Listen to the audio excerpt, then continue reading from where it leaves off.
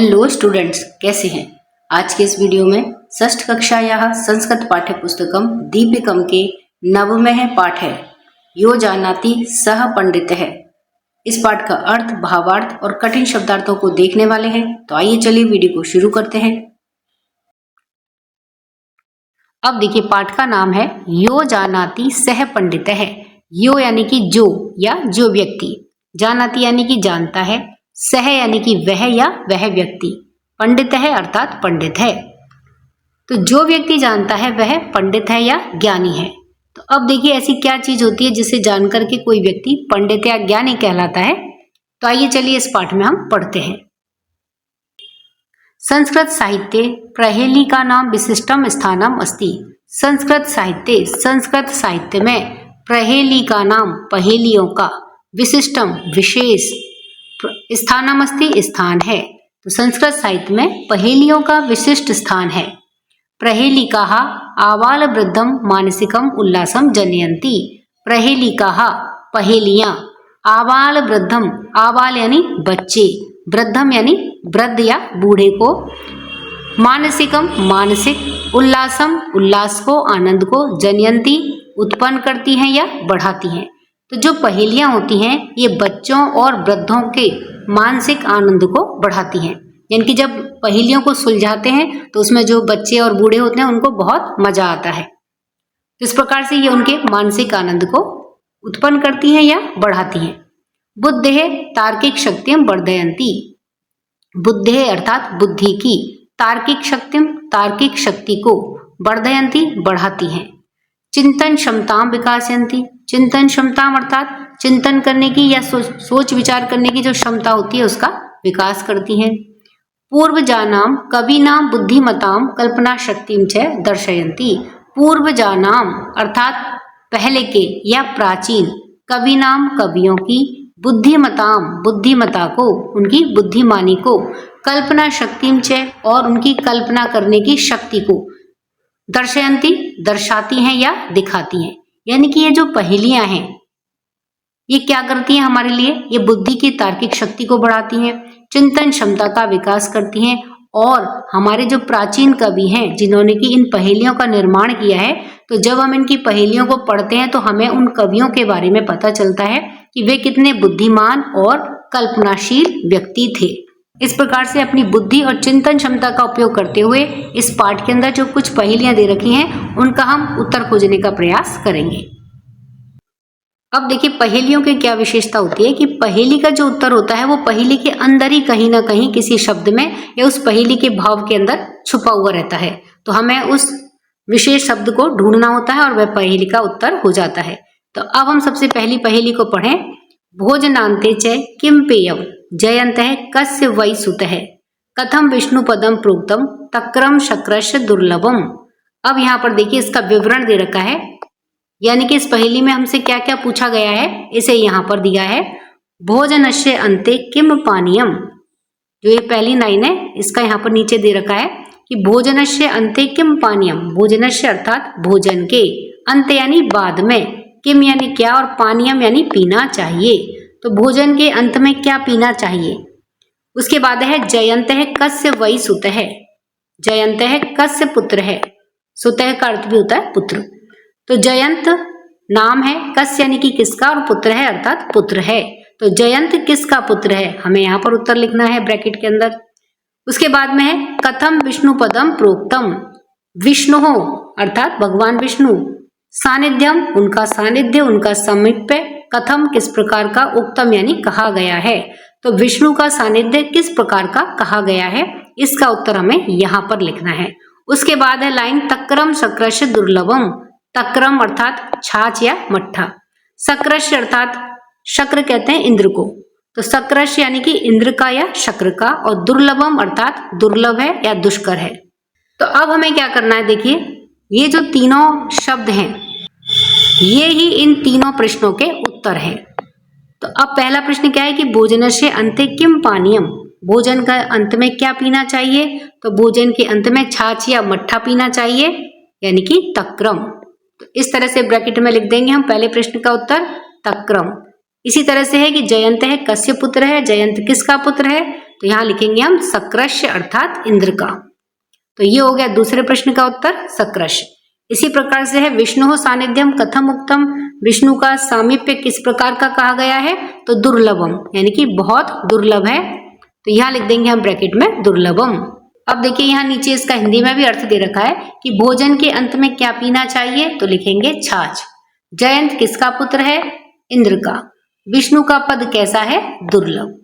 ये इस पहेली से संबंधित शब्दों के अर्थ हैं। अब देखिए दूसरी पहेली है, न तस्य आदि न तस्य अंतो मध्ये यह तस्य तिष्ठति तब अपि अस्ति मम अपि अस्ति यदि जानासि तद्वद।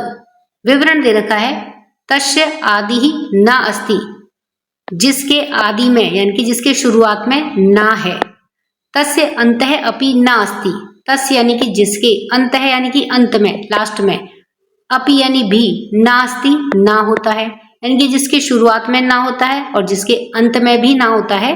तस्य मध्य यह तिष्ठति, तस्य यानी कि जिसके, मध्य यानी कि बीच में, यह तिष्ठति यह होता है।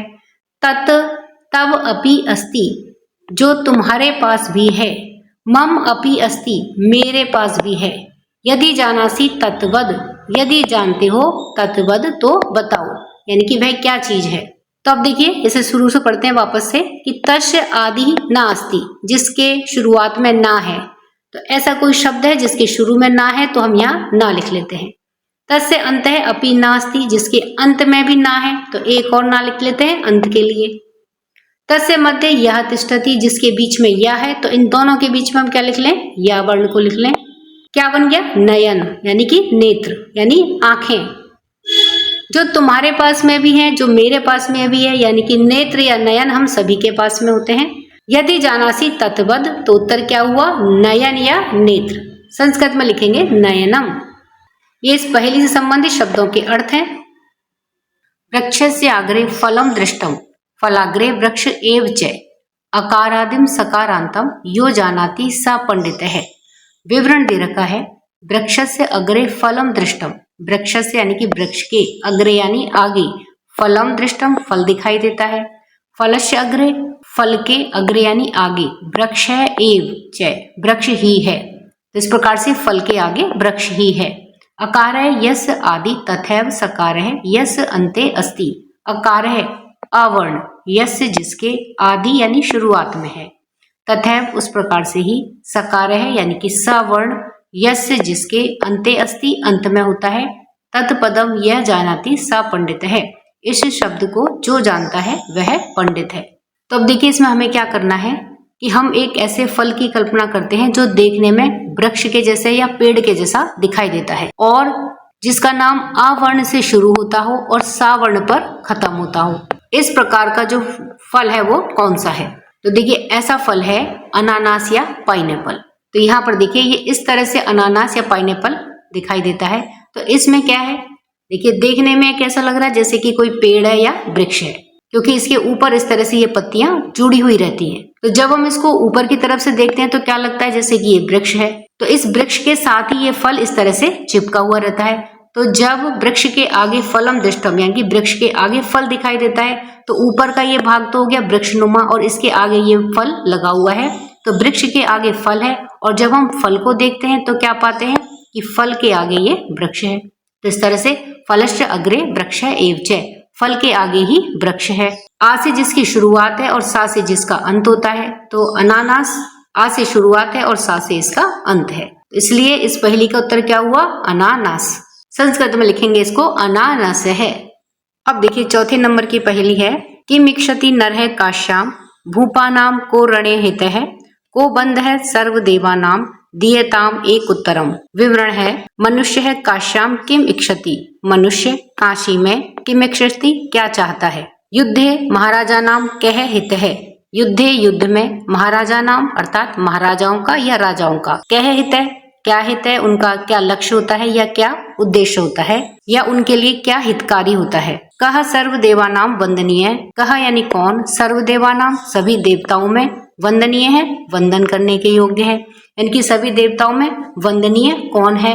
एक पदेन उत्तरम ददातु, एक शब्द में उत्तर दीजिए। तो यहाँ पर देखिए 3 प्रश्न पूछे गए हैं और तीनों के लिए एक ही शब्द में उत्तर हमें देना है, यानी कि तीनों प्रश्नों के लिए एक ही उत्तर होगा। तो अब देखिए हम देखें पहला प्रश्न कि मनुष्य है काश्याम किम इच्छति, मनुष्य काशी में क्या चाहता है। तो क्या इच्छा करता है मनुष्य काशी में, देखिए मृत्युंजय अर्थात मृत्यु पर विजय प्राप्त करने की इच्छा करता है। युद्धे महाराजा नाम कह हितै, युद्ध में महाराज क्या चाहता है, राजा क्या चाहता है, मृत्यु पर विजय प्राप्त करना चाहता है। तो इसका भी उत्तर क्या आएगा, मृत्युंजय। उसी प्रकार से है कह सर्व देवानाम वंदनीय है, कौन है जो सभी देवताओं में वंदनीय है। तो वह देखिए कौन है, भगवान शिव, जिनका कि हम मृत्युंजय भी कहते हैं। तो इस प्रकार से इन सभी प्रश्नों के लिए एक उत्तर होगा, मृत्युंजय है। ये इस पहेली से संबंधित शब्दों के अर्थ हैं। अब देखिए 5वीं पहेली है कुलालस्य गृहे हृदम तदर्थम हस्तिनापुरे द्वयम मिलित्वा लंकायाम यो जानाति स पंडितः। विवरण दे रखा है कुंभकारस्य गृहे एकम अर्धम किमस्ति, कुंभकारस्य कुंभकार के घड़ा बनाने वाले के गृहे घर में एकम एक अर्धम आधा किमस्ति क्या है, यानी कि कोई एक शब्द है जिसका कि आधा जो भाग है वो कुंभकार के घर में है और वह हमें बताना है कि वह आधा भाग क्या है। तो यहाँ ब्रैकेट में हमें उसका नाम लिखना है। हस्तिनापुरे तस्य अपरम अर्धम किम अस्ति, हस्तिनापुरे अर्थात हस्तिनापुर में, तस्य उसका, अपरम दूसरा, अर्धम आधा, किम अस्ति तो हस्तिनापुर में उसका भी जो आधा भाग है वो क्या है, उसका उत्तर हमें यहाँ पर लिखना है। द्वयम मिलित्वा पूर्ण रूपम लंकायाम किम अस्ति, जब हम इन दोनों को मिला दें, यानी कि कुंभकार के घर में जो आधा है उसको मिला दें और उसका बाकी का बचा हुआ जो आधा भाग है जो कि हस्तिनापुर में है, तो इन दोनों को अगर हम मिला दें तो जो पूर्ण रूप बनेगा वह लंका में है, लेकिन वह क्या है। उत्तरम यह जानाति स पंडित है, उत्तर को जो जानता है वह पंडित है। तो अब सबसे पहले हम ये देखें कि कुंभकार के घर में आधा भाग क्या है, क्या चीज है जो कुंभकार के घर में है। तो देखिए जो कुंभकार होता है वो क्या करता है, घड़े बनाता है या मटके बनाने का काम करता है, तो इसलिए उसके घर में घड़ा या मटका अवश्य मिलता है। तो घड़े या मटके को कहते हैं कुंभ। तो हम यहाँ पर लिख देंगे कुंभ या कुंभम। कुंभकारस्य गृहे एकम अर्धम किम अस्ति, कुंभम अस्ति। हस्तिनापुरे तस्य अपरम अर्धम किम अस्ति, और हस्तिनापुर में इसका भी जो आधा भाग है वो क्या है। तो अब हस्तिनापुर में ऐसा क्या हो सकता है, तो देखिए हस्तिनापुर में है कर्ण, तो यहाँ लिख देंगे हम ब्रैकेट में कर्ण अस्ति। तो यहाँ ब्रैकेट में हम लिख देंगे कर्ण। उसके बाद है द्वयम मिलित्वा पूर्ण रूपम लंकायाम किम अस्ति, जब इन दोनों को मिला देंगे तो इन दोनों को मिलाकर के जो पूर्ण रूप बनेगा वह लंका में है, और वह क्या है, तो देखिए कुंभ को मिलाएंगे और कर्ण को मिलाएंगे तो क्या बन जाएगा, कुंभकर्ण, और कुंभकर्ण लंका में है। तो इस प्रकार से इसका उत्तर क्या हुआ, कुंभकर्ण। ये इस पहेली से संबंधित शब्दों के अर्थ है। यहाँ देखिए पाठ के अंत में सभी पहेलियों का उत्तर भी दे रखा है। ये शब्दों के अर्थ हैं पेयम यानी पीने योग्य, सुतः अर्थात पुत्र, तक्रम यानी छाछ, आर्तही या पीड़ित जनों के द्वारा, अर्धम यानी आधा, कुलालस यानी कि कुम्हार का, रण यानी कि युद्ध में। अवधेय अंश है, तो यहाँ पर देखिए कुछ जानने योग्य अंश दे रखा है। पठंतु अवगच्छन्तु लिखंतु च, पढ़िए समझिए और लिखिए। तो ये आपको यहाँ पर इसको पढ़ना है, समझना है और लिखना है। तो इसमें देखिए कुछ वाक्य दे रखे हैं। श्री रामस्य गुरु वशिष्ठ है, श्री राम के गुरु वशिष्ठ है। वशिष्ठस्य शिष्य श्री राम है, वशिष्ठ के शिष्य श्री राम है। तो इसमें देखिए जो शुरुआत के जो शब्द हैं उसको हाईलाइट करके यहाँ पर दिखाया है। तो इसका क्या अर्थ है, ये क्यों दिए गए हैं इस तरह से, इसका अर्थ है कि ये सभी शब्द षष्ठी विभक्ति को दर्शाते हैं। तो यहाँ पर आपको षष्ठी विभक्ति में ये शब्द किस प्रकार से बनते हैं उसको समझाया गया है। और षष्ठी विभक्ति का प्रयोग करते हैं हम संबंध को दर्शाने के लिए, यानी कि किसी शब्द का बाकी के वाक्य के साथ में या दूसरे शब्द के साथ में संबंध दर्शाने के लिए षष्ठी विभक्ति का प्रयोग करते हैं। और इसका जो संबंध का चिन्ह होता है वो का के की होता है। संस्कृत में जैसे अस्य लगाया तो श्री रामस्य यानी कि श्री राम का, वशिष्ठस्य यानी कि वशिष्ठ का। इसी तरह से कर्णस्य गुरु परशुराम है, कर्ण के गुरु परशुराम है। तो के या का, इसके लिए क्या आया यहाँ पर, ये षष्ठी विभक्ति लगी कर्ण में तो बना कर्णस्य। इसी तरह से परशुरामस्य शिष्य है कर्ण है, परशुराम के शिष्य कर्ण है। तो अब यहाँ पर क्या है, परशुराम का संबंध दर्शाया है कर्ण के साथ में, तो इसलिए परशुराम में लगी षष्ठी विभक्ति, बना शब्द परशुरामस्य। अर्जुनस्य गुरु द्रोण है, अर्जुन के गुरु द्रोण है, तो अर्जुन के, तो इसलिए शब्द में लगी षष्ठी विभक्ति अर्जुनस्य। यहाँ पर देखिए द्रोणस्य शिष्य अर्जुन है, द्रोण के शिष्य है अर्जुन, तो द्रोण में लगेगी षष्ठी विभक्ति, बनेगा शब्द द्रोणस्य। इसी तरह से चंद्रगुप्त गुरु चाणक्य है, चंद्रगुप्त के गुरु चाणक्य है, वहीं चाणक्य शिष्य चंद्रगुप्त है, चाणक्य के शिष्य चंद्रगुप्त है। तो के शब्द जिसके साथ में जुड़ा हुआ है उसमें लगेगी षष्ठी विभक्ति। पद्मपादस्य गुरु शंकराचार्य है, तो पद्मपादस्य में लगी षष्ठी विभक्ति, पद्मपाद के गुरु शंकराचार्य हैं। इसी तरह से है शंकराचार्य शिष्य पद्मपाद है, शंकराचार्य के शिष्य है पद्मपाद, तो इसमें लगी षष्ठी विभक्ति शंकराचार्य। विवेकानंद गुरु रामकृष्ण है, विवेकानंद के गुरु रामकृष्ण है, तो इसलिए विवेकानंद शब्द में लगी षष्ठी विभक्ति। रामकृष्ण शिष्य विवेकानंद है, तो रामकृष्णस्य यानी कि राम कृष्ण के शिष्य है विवेकानंद। तो इस प्रकार से गुरु और शिष्य के बीच में संबंध दर्शाना हो तो षष्ठी विभक्ति का प्रयोग करते हैं। अब देखिए ग्रंथ है, ग्रंथकर्ता च, यानी कि ग्रंथ का नाम और उस ग्रंथ को रचने वाले रचनाकर्ता के बीच के संबंध को दर्शाने के लिए भी षष्ठी विभक्ति का प्रयोग करते हैं। जैसे रामायणस्य रचयिता वाल्मीकि, रामायण के रचयिता वाल्मीकि है, तो के शब्द जुड़ा रामायण के साथ में, इसलिए रामायण में आई षष्ठी विभक्ति, बना शब्द रामायणस्य। वहीं देखिए वाल्मीकि है काव्यम रामायणम, वाल्मीकि का काव्य है रामायण, तो यहाँ पर वाल्मीकि का, तो वाल्मीकि शब्द में लगी षष्ठी विभक्ति, तो बना शब्द वाल्मीकि है, वाल्मीकि है, क्योंकि ये पुल्लिंग इकारांत शब्द है और इसके षष्ठी विभक्ति में जो रूप चलता है वह इस प्रकार से बनेगा वाल्मीकि है, तो वाल्मीकि के काव्य है रामायण। इसी प्रकार से महाभारतस्य रचयिता व्यास है, महाभारत के रचयिता है व्यास, तो महाभारत के, तो के लिए आएगी षष्ठी विभक्ति यानी अस्य, तो महाभारतस्य। इसी तरह से व्यासस्य काव्यम महाभारतम, व्यास का काव्य है महाभारत, तो बनेगा शब्द व्यासस्य। कर्णभारस्य रचयिता भास है, कर्णभार के रचयिता भास है, भाष्यस्य नाटकम कर्णभारम, भास का नाटक है कर्णभार, तो भास का, तो इस शब्द के लिए आएगी षष्ठी विभक्ति में बनेगा शब्द भासस्य। रघुवंशस्य रचयिता कालिदास है, रघुवंश के रचयिता कालिदास है, तो देखिए रघुवंश के, इसीलिए बनने लगेगी षष्ठी विभक्ति, बनेगा शब्द रघुवंशस्य। कालिदास से काव्यम रघुवंशम, कालिदास का काव्य रघुवंश, तो अब कालिदास का इसमें लगानी है हमें षष्ठी विभक्ति, तो यहाँ बनेगा शब्द कालिदासस्य, राम के जैसे तो रामस्य वैसे ही कालिदासस्य। इसी तरह से है पंचतंत्र रचयिता विष्णु शर्मा, पंचतंत्र के रचयिता है विष्णु शर्मा, तो पंचतंत्र के, इसके लिए षष्ठी विभक्ति में बनेगा शब्द पंचतंत्रस्य। इसी तरह से है विष्णु शर्मण है कृति पंचतंत्रम, विष्णु शर्मा की कृति है पंचतंत्रम, तो यहाँ पर देखिए विष्णु शर्मण है, तो ये ऐसा क्यों बना, क्योंकि ये आकारांत पुल्लिंग शब्द है और आकारांत पुल्लिंग के लिए जो षष्ठी विभक्ति में रूप होगा वो इस प्रकार से ही बनेगा विष्णु शर्मण है, विष्णु शर्मा की या विष्णु शर्मा का कृति है पंचतंत्र।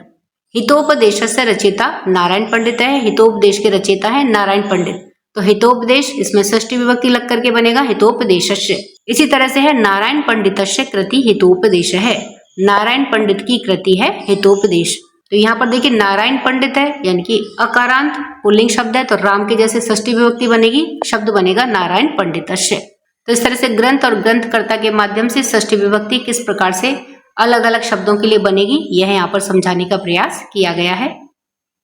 अब देखिए पति पत्नी के संबंध को दर्शाने के लिए षष्ठी विभक्ति का किस प्रकार से प्रयोग करते हैं। अरुंधत्याः पति वशिष्ठ है, अरुंधति के पति वशिष्ठ है, तो यहाँ पर अरुंधति ये क्या है, इकारांत स्त्रीलिंग शब्द है और इसके लिए षष्ठी विभक्ति में रूप बनेगा अरुंधत्याः, अरुंधति के। इसी प्रकार से है वशिष्ठस्य है पत्नी अरुंधति, वशिष्ठ की पत्नी अरुंधति है, तो यहाँ पर वशिष्ठ शब्द क्या है, अकारांत पुल्लिंग शब्द है और इसका जो षष्ठी विभक्ति बनेगी वो राम के जैसे बनेगी रामस्य, तो इसलिए आया शब्द वशिष्ठस्य। इसी तरह से सीतायाः पति श्री राम है, सीता के पति श्री राम है, तो यहाँ पर जो सीता शब्द है ये क्या है, आकारांत स्त्रीलिंग शब्द है और इसकी षष्ठी विभक्ति में रूप बनेगा रमा के जैसे, जैसे रमायाः तो सीतायाः। इसी तरह से है श्री रामस्य पत्नी सीता, श्री राम की पत्नी सीता है, तो श्री रामस्य, राम की षष्ठी विभक्ति हो गई रामस्य और श्री रामस्य है, तो इसलिए ये शब्द बन जाएगा श्री रामस्य।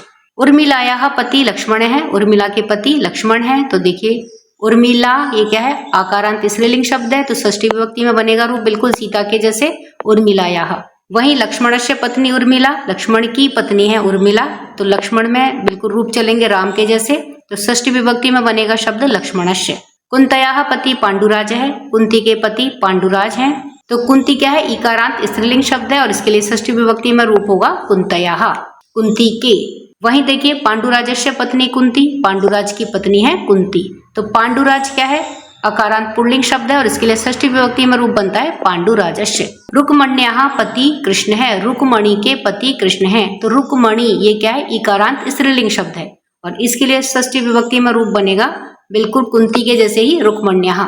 वहीं कृष्ण से पत्नी रुक्मणी, कृष्ण की पत्नी है रुक्मणी। तो कृष्ण ये अकारांत पुल्लिंग शब्द है तो इसका जो षष्ठी विभक्ति होगी वो बिल्कुल राम के जैसी होगी, तो इसलिए कृष्णस्य। सुभद्रायाः पति अर्जुन है, सुभद्रा के पति अर्जुन है। तो देखिए सुभद्रा ये क्या है, अकारांत स्त्रीलिंग शब्द है और इसके जो रूप होंगे वो बिल्कुल सीता और उर्मिला के जैसे होंगे, तो इसलिए सुभद्रायाः, सुभद्रा के।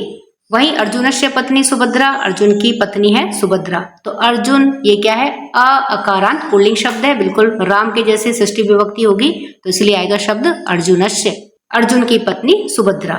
इस प्रकार से जिस स्वर के साथ में इन शब्दों का अंत हो रहा है उसके अनुसार ही उसकी षष्ठी विभक्ति में ये रूप बनाएंगे। इस प्रकार से स्टूडेंट हमने नवम है पाठ है यो जानाति स पंडित है, इस पाठ का अर्थ, भावार्थ और कठिन शब्दार्थों को देख लिया है। अब हम अगले वीडियो में इस पाठ के अंत के सभी प्रश्नों के उत्तर को देखेंगे। तब तक के लिए वीडियो पसंद आए वीडियो को लाइक करिए, शेयर करिए, चैनल पर नए हैं तो सब्सक्राइब करना ना भूलें। मिलते हैं अगले वीडियो में, इसी के साथ धन्यवाद।